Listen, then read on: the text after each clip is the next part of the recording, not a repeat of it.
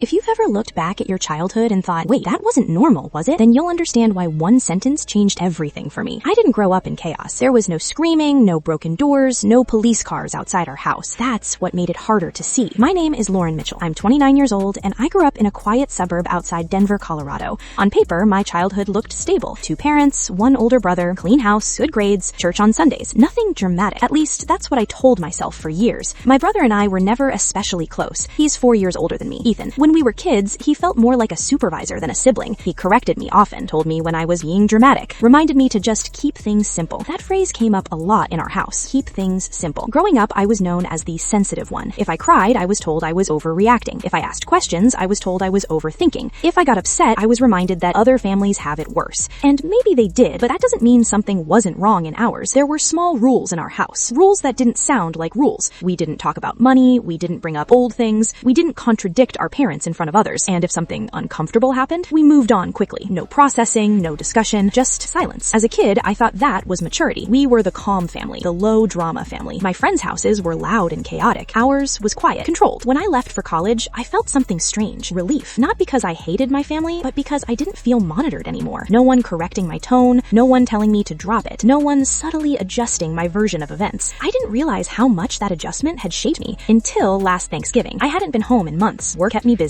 Life felt normal, but something about walking back into that house at 29 felt smaller. The walls looked the same, the furniture hadn't changed, even the air felt familiar, like time had paused. Dinner was typical, polite, surface level. My dad told stories he'd told 100 times. My mom laughed at the same places. Ethan sat across from me, watching. At some point, the conversation shifted to when we were kids. My mom brought up a story about me crying before a school presentation. "You were always so emotional," she laughed. I smiled automatically, like I always had, but something in me felt tired. "I was 8, I said lightly. "I was nervous. It wasn't that big of a deal," my dad said. "You just made it one." The table nodded. Agreement. Consensus. That's when Ethan spoke, calmly, without looking up from his plate. "She wasn't emotional," he said. The room went quiet. My mom blinked. "What do you mean?" she asked. Ethan looked at me, then back at them. "She wasn't dramatic. You just didn't know we weren't supposed to react." The sentence landed slowly. Not dramatic, not explosive, just clear. "We weren't supposed to react to what?" I asked. No one answered. My mom cleared her throat. That's not what he meant. But Ethan didn't correct himself. He just sat there, like he'd said something inevitable. And in that moment, I replayed years in my head. Every time I was told to calm down. Every time I was told I misunderstood. Every time something felt off and I was the only one who noticed. It wasn't that I was too sensitive. It was that I wasn't trained yet. Dinner moved on awkwardly. The subject changed, but I couldn't unhear it. "You just didn't know we weren't supposed to react." Later that night, I found Ethan standing alone on the back porch. "You meant that," I said. He didn't pretend not to understand. "Yeah," he replied. "React to what?" I asked. He looked toward the house, then back at me. "To Dad." The word hung there. Heavy. Not shouted. Not dramatic. Just placed. And suddenly, my entire childhood started rearranging itself. If you think this sounds subtle, you're right. That's what made it invisible. And in chapter 2, I'm going to tell you exactly what we weren't supposed to react. Because once Ethan said that sentence, nothing in my past felt accidental anymore. If this already feels familiar, subscribe, because some childhoods don't look broken. They just look quiet, and that's harder to untangle. I didn't sleep that night, not because I was scared, because my brain wouldn't stop rearranging memories. Ethan's sentence kept replaying. "You just didn't know we weren't supposed to react." React to what? To Dad. The next morning, the house was quiet in that familiar, controlled way. My dad was already at the kitchen table reading the newspaper. Coffee mug placed exactly 2 inches from the edge. Silence like routine. "Morning," he said without looking up. "Morning," I replied. Normal. Too normal. I watched him carefully. The way he folded the paper sharply if someone interrupted. The way his jaw tightened when my mom spoke too long. The way conversations always shifted slightly toward him. I'd never noticed it consciously, but my body had. When I was a kid, I used to feel something in my stomach before dinner. A tightness. Not fear exactly. Anticipation. Like the room had to be calibrated. After breakfast, Ethan asked if I wanted to grab coffee somewhere else. Neutral territory. We drove 10 minutes away. Didn't speak until we were seated. "You weren't joking," I said. "No," he replied. "So explain it." He stirred his coffee slowly. "You remember how everything had to stay calm? That's normal in families," I said automatically. He raised an eyebrow. "Is it?" I opened my mouth to argue, then stopped, because I wasn't actually sure. "You remember when Dad would get quiet?" he asked. I nodded. Everyone remembered that. Dad didn't yell. He withdrew, and that was worse. "When he went quiet, what happened?" Ethan asked. "We tried to fix it," I said without thinking. "Exactly. We. Mom would clean something unnecessary. I would stop talking completely. Ethan would become overly agreeable. We'd adjust until he relaxed. He didn't have to yell," Ethan said. "We learned faster when he didn't." That sentence hit harder than the first one. "He wasn't abusive," I said quickly. "He didn't say he was, but we weren't allowed to react either." I thought back to moments I'd buried. The time Dad found out I'd gotten a B in math. He didn't shout. He just didn't speak to me for 2 days. The silence felt suffocating. I apologized for something that wasn't wrong. Or when Mom once questioned him about money at dinner, the air shifted instantly. No No explosion, just a long pause. After that, money was never mentioned again. We learned to monitor him, Ethan said. That's normal in families, I argued weakly. He looked at me carefully. Lauren, did your friends monitor their dad's moods? I pictured sleepovers, loud kitchens, random laughter, interruptions that didn't cause consequences. No, they didn't. I thought I was just sensitive, I said quietly. You were observant, he corrected. I sat back, heart beating harder now. So why didn't you ever say anything? He gave a small, humorless smile. Because I adapted. That word, again, adapted. Dad didn't want conflict, Ethan continued. He wanted control. Control of what? Perception. That made my chest tighten. Perception. Our family looked perfect, stable, calm, no scandals, no scenes. You ever notice how stories got corrected? I asked. I blinked. What do you mean? You'd tell a story about something that upset you. Dad would adjust a detail. Suddenly, you'd sound unreasonable. And suddenly, I wasn't sure which version was real. Memory after memory clicked into place. I wasn't dramatic. I was gaslit gently. So why now? I asked him. Why say something now? He looked down at his hands. Because you're still reacting like you're wrong. That hurt. Because it was true. Even at dinner last night, I'd smiled automatically when they called me emotional. Like I needed to agree to survive. You left first, I said. You moved across the country. Yeah, he said quietly. Why? He hesitated, then said something that chilled me. Because I didn't want to become him. I felt something break open inside my chest. Not violently, but undeniably. On the drive back to the house, everything looked different. The neat lawn, the symmetrical windows, the perfect quiet. It wasn't peace, it was performance. When we walked inside, Dad looked up from the couch. You two seem serious, he said lightly. I watched his expression, the small tightening near his eyes, the subtle scanning, assessing mood, risk. For the first time in my life, I didn't adjust mine. I just held his gaze, and something in the room shifted. Not dramatically, but enough. Later that night, I lay in my childhood bedroom staring at the ceiling.